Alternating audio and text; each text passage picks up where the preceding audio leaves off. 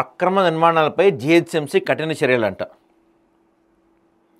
Greater Hyderabad municipal corporation అనధికార నిర్మాణాలపై ఎక్కుపాదం మోపింది.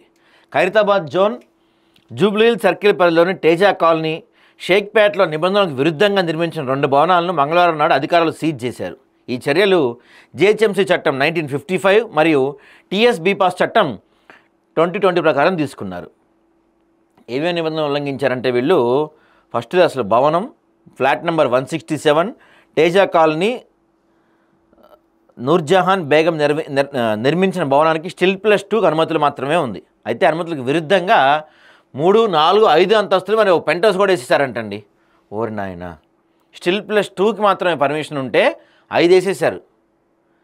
ఇక హౌస్ నెంబర్ 8-1-423/141 అండ్ 142 తేజా కాలనీలో అర్షియా తబుసం నిర్మించిన భవనం కూడా నిబంధనలకు ఉల్లంఘించి ఉంది. దీన్ని కూడా స్టిల్ +2కి మాత్రం అనుమతులు ఉంటే వీళ్ళు కూడా 3, 4, 5 వేయటం కాకుండా ఏకంగా పెంట్ హౌస్ కూడా వేసేసారు.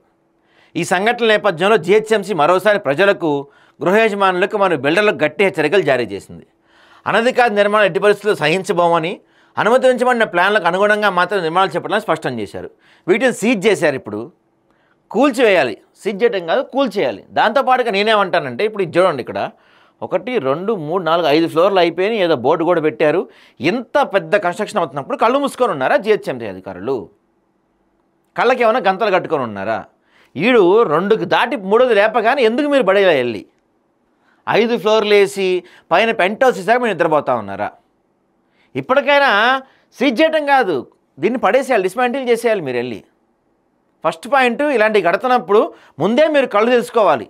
అదేం చిన్న ఇంత గుడిసెలో కట్టేది కాదుగా, మీకు కనపడపోవడానికి 5 అంతస్తుల బిల్డింగ్ తిరుగుతూనే ఉంటారుగా మీ అధికారులంతా. అరే ఇక్కడ ఉంది స్టిల్ +2కి మాత్రమే పర్మిషన్ కదా, వీళ్ళు 5 ఫ్లోర్లు వేసేసి పైన పెంట్ హౌస్ కూడా వేస్తున్నారు, మరి పర్మిషన్ ఎక్కడదా అని చెప్పి ఎవరికైనా సోయి ఉందా మీకు? అంతా అయిపోయిన తర్వాత ఇప్పుడు మెల్లగా కళ్ళు తెరిచి సీజ్ చేశారు. సీజ్ కాదు, బుల్డోజర్ వేసుకెళ్ళి పడేసేయాలి వెంటనే. చూద్దాం ఎప్పటికి చేస్తారో పని.